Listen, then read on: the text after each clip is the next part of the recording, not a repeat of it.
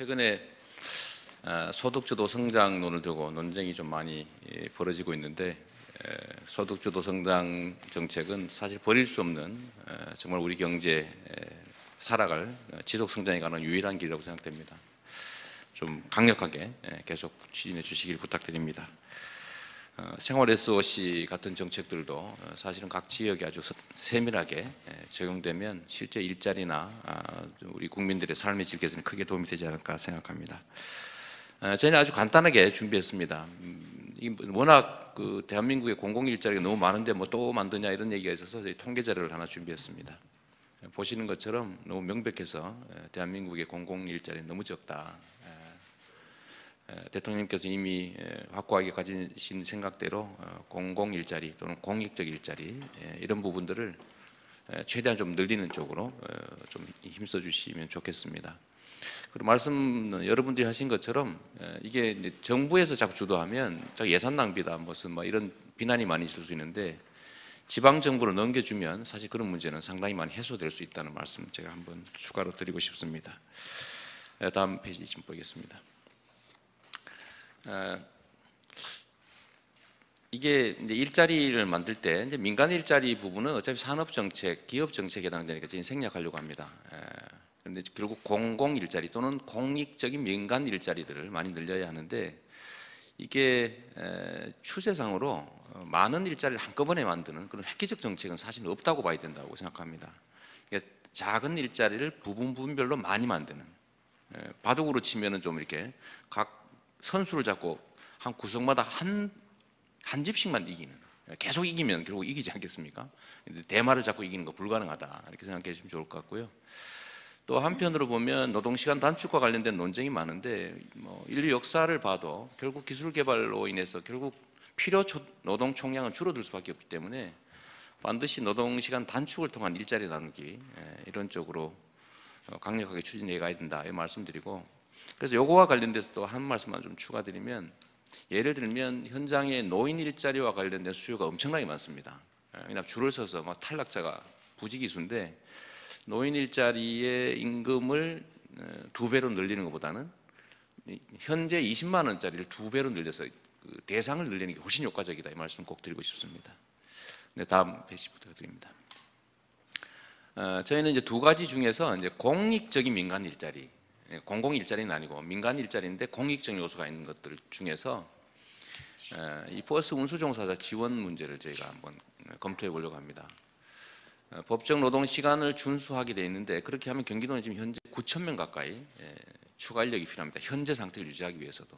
문제는 임금이 떨어지니까 운전자 충원이 매우 어렵기 때문에 공공 영역에서 임금을 일부 지원하면 약 9,000명 정도의 추가 고용이 가능하다. 국토부에서도 일부 준비하고 계신 걸로는 아는데, 법적 근거도 좀 마련해 주시고 조금만 지원해 주시면, 지금 현재 준공영제를 하고 있는 광역시 말고 다른 도들은 대부분 이런 문제에 봉착해 있습니다. 그래서 이 노동시간 단축에 따른 임금 지원을 정부에서 일부 부담하고, 뭐 시군도 부담하고 광역도도 부담하면 전국적으로 약 2만 명 정도 현재 상태로 필요하게 되지 않을까 싶습니다. 그래서 교통 문제를 이제 기업의 문제로 보지 말고 복지의 문제로, 교통 복지의 문제를 좀 봐주시면 여기서 상당한 일자리 생기지 않겠냐 생각합니다. 네, 다음 페이지 부탁드립니다. 이건 이제 공공 일자리에 관한 예인데, 보통은 이제 정부 예산이 투자되니까 저항이 많습니다. 그런데 여기 자료에 보시는 것처럼 경기도만 해도 작년 기준으로 체납된 세금액이 2조 6천억이 넘습니다. 체납자는 419만 명이고요. 이게 전국을 하면 아마 엄청난 규모일 겁니다.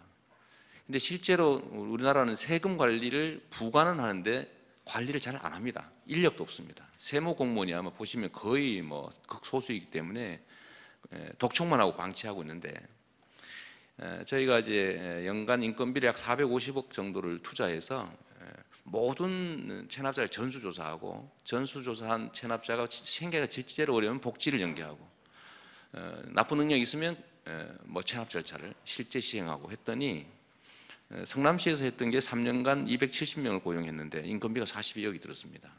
그런데 185억 원을 추가 징수해서 인건비 대비 약 4배 정도 효과가 있었습니다. 지금도 추산을 해보면 연간 450억 원을 들여서 2,500명 정도로 고용하면 1,100억 정도가 추가 징수될 걸로 생각이 되기 때문에 이렇게 하게 되면 일단 조세정의 실현에 도움이 됩니다. 세금 안 내는 사람이 맨날 안 내고 있습니다. 일자리도 만들고 더하기 재정 확충도 되는데 손해 안 보는 수준으로 늘린다고 하면 경기도만 해도 한 7,000명 정도까지 늘릴 수 있을 것 같습니다. 또 매년 체납이 발생하기 때문에 실제로 지속적으로 이 사업을 해야 된다는 말씀드려서 전국적으로 좀 이렇게 했으면 하고 경기도는 이제 시행을 하려고 합니다. 네, 다음 페이지로 부탁드립니다.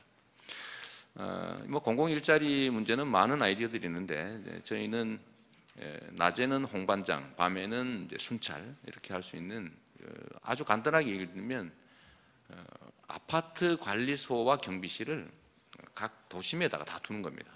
이렇게 하면 여러 가지 이제 복지 확대라든지 안심 또 치안 보조 이런 것들이 가능한데 상당한 일자리 창출 효과가 있다. 만족도도 상당히 높을 것이다. 이런 말씀 드리겠습니다. 네, 다음 페이지 부탁합니다. 저희가 정책 제안으로 자주 말씀을 좀 드렸는데 지역 화폐를 좀 전국 단위로 확대하면 좋겠다는 말씀 꼭 드리고 싶습니다. 근데 지역 화폐는 자체적으로 잘 안 됩니다. 복지 지출을 해당 지역 화폐로 지급해서 한 번은 반드시 해당 지역이 쓰게 하면 예를 들면 전남에 배정된 아동수당이 반드시 전남에 쓰여지게 해야 됩니다. 지금은 현금으로 지급하니까 다 이제 여기로 유출되죠.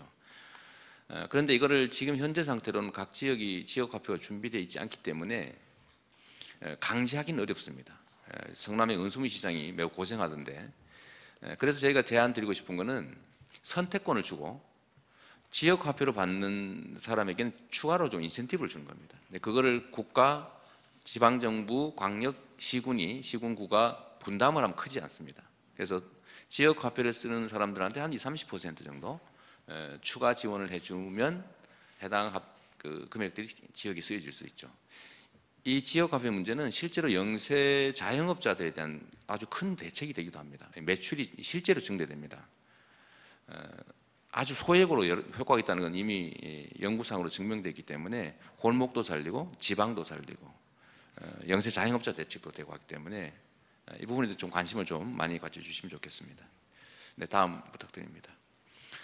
우리 경기도 문제이기도 하고 대한민국 경제 전체의 문제이기도 한데 대통령님께서 지금 추진하고 계시는 평화경제 이건 우리 경기도 입장에서 매우 중요한 일이기도 합니다. 통일경제특구는 뭐 정부에서도 연구를 해 보셨을 걸로 생각됩니다만 경기도 자체 연구 결과에 의하면 100만 평을 조성하면 약 7만 3천 개의 일자리가 생겨난다고 합니다. 그래서 정부의 통일경제특구 또 평화경제, 동아시아 철도 공동체 이 추진에 대해서 전적으로 응원드리고 또 경기도 입장에서는 매우 중요한 일이기 때문에 꼭 됐으면 좋겠다 이 말씀 드리고 싶습니다. 뭐 정리 말씀을 좀 드리면 좀 어렵겠지만 경제의 체질을 개선하기 위해서는 소득주도 성장은 반드시 필요하고 특히 우리 대통령님께서 존경하는 인물이 루즈벨트라고 제가 알고 있는데 대공황 때 결국 어떤 정책을 취했느냐 경제의 순환이 멈추었을 때 또 독점이 됐을 때 어떤 현상이 벌어졌고 대응책은 어떤 건지는 이미 역사적으로 증명된 것 같습니다. 그중에 핵심이 그야말로 소득주도 성장이라고 보여지기 때문에 힘내시고 강력하게 밀어붙여서 구조를 좀 바꿔주시면 정말 좋겠습니다.